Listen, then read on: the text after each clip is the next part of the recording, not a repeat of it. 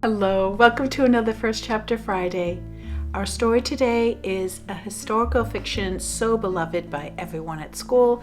I love it as well, and that book is The War That Saved My Life by Kimberly Brubaker Bradley. It has a sequel. She's written other historical fictions, and they're all great. So please check this one out. Chapter 1. Ada, get back from that window! Mam's voice shouting, Mam's arm grabbing mine, yanking me so I topple off my chair and fall hard to the floor. I was only saying hello to Stephen White. I knew better than to talk back, but sometimes my mouth was faster than my brain. I'd become a fighter that summer. Mam smacked me hard. My head snapped back against the chair leg, and for a moment I saw stars. "Don't you be talking to nobody," Mam said.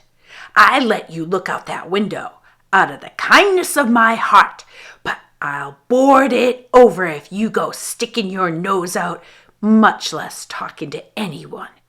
"Jamie's out there," I mumbled. "And why shouldn't he be?" Mam said. "He ain't a cripple, not like you." I clamped my lips over what I might have said next and shook my head to clear it. Then I saw the smear of blood on the floor. Oh, mercy! I hadn't cleaned it all up from this afternoon. If Mam saw it, she'd put 2 and 2 together fast. Then I'd be in the soup for sure. I slid until my bottom covered the blood stain, and I curled my bad foot beneath me. "You'd better be making my tea," Mam said.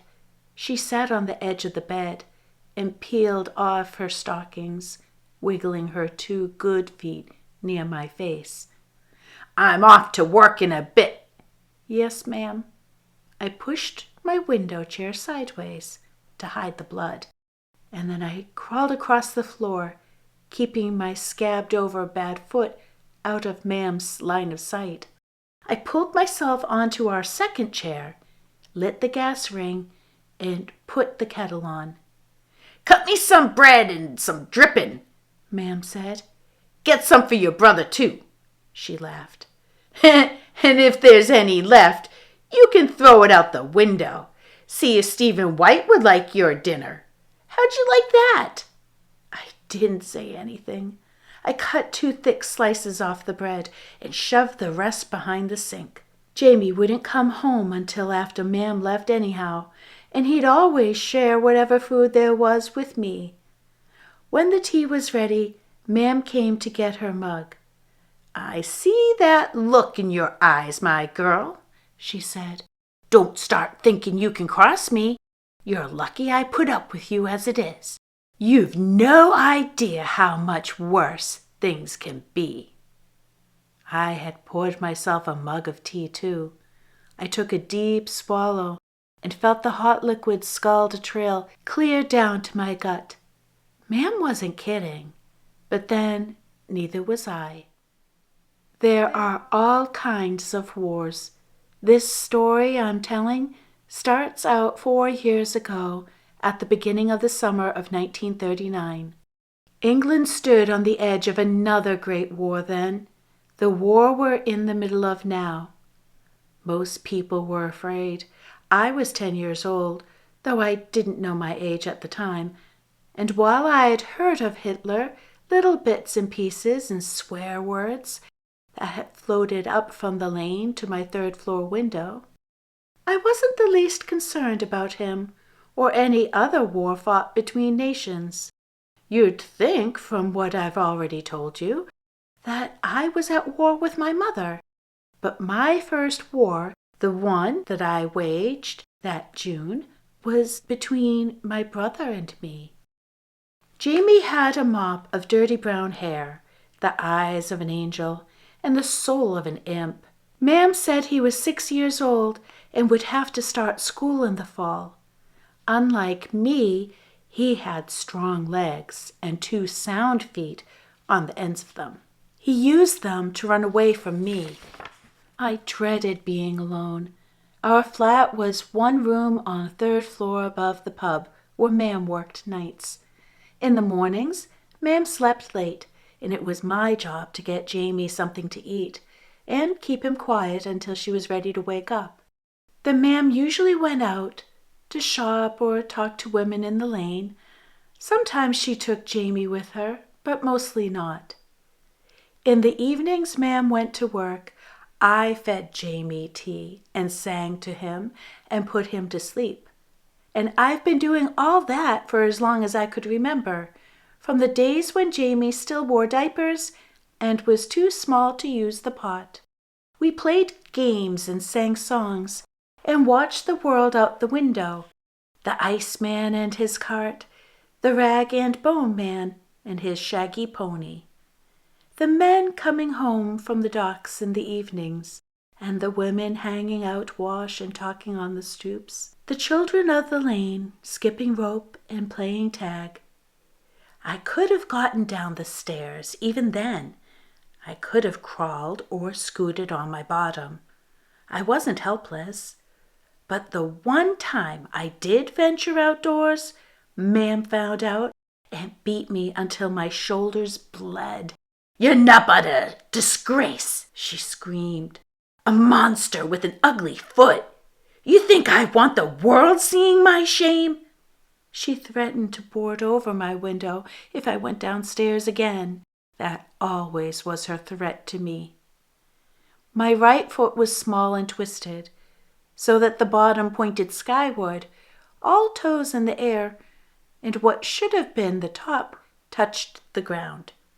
The ankle didn't work right, of course, and it hurt whenever I put weight on it, so for most of my life I never did. I was good at crawling. I didn't protest staying in one room so long as it held both Jamie and me. But as Jamie grew older, he wanted to be with other children playing in the street. "Why shouldn't he?" Ma'am said. "He's normal enough." To Jamie, she said, "You're not like Ada. You can go wherever you'd like." "He can't," I said. "He has to stay where I can see him." At first he did, but then he made friends with a gang of boys and went running out of sight all day. He came home with stories about the docks on the River Thames, where the big ships unloaded cargo from around the world. He told me about trains and warehouses bigger than our whole block of flats. He'd seen St. Mary's, the church by whose bells I marked time. As the summer days grew longer, he stayed out later and later until he came home hours after Ma'am left. He was gone all the time, and Ma'am didn't care. My room was a prison. I could hardly bear the heat and the quiet and the emptiness. I tried everything to make Jamie stay. I barred the door so he couldn't get out, but he was already stronger than me. I begged and pleaded with Ma'am. I threatened Jamie, and then one hot day I tied his hands and his feet while he was sleeping. I would make him stay with me. Jamie woke up. He didn't scream or shout. He thrashed once, and then he lay helpless, looking at me. Tears slid down his cheeks. I untied him as quickly as I could. I felt like a monster. He had a red mark on his wrist from where I had pulled the string too tight. "I won't do it again," I said. "I promise. I'll never do it again." Still his tears flowed. I understood. In all my life, I'd never hurt Jamie. I'd never hit him, not once. And now I'd become like Ma'am. "I'll stay inside," he whispered. "No," I said, "no, you don't need to, but have some tea before you leave." I gave him a mug and a piece of bread and dripping. It was just the two of us that morning. Ma'am gone, I don't know where. I patted Jamie's head and kissed the top of it and sang him a song and did all I could to make him smile. "Pretty soon you'll be going to school anyhow," I said, astonished that I hadn't fully realized this before. You'll be gone all day then, but it'll be okay. I'm going to fix things so it'll be okay. I coaxed him into going out to play, and I waved to him from the window. Then I did what I should have done to start with. I taught myself to walk. If I could walk, maybe Ma'am wouldn't be so ashamed of me. Maybe we could disguise my crippled foot. Maybe I could leave the room and stay with Jamie, or at least go to him if he needed me. That's what happened, though not the way I thought it would. In the end, it was the combination of the two, and the end of my little war against Jamie, and the start of the big one, Hitler's war that set me free.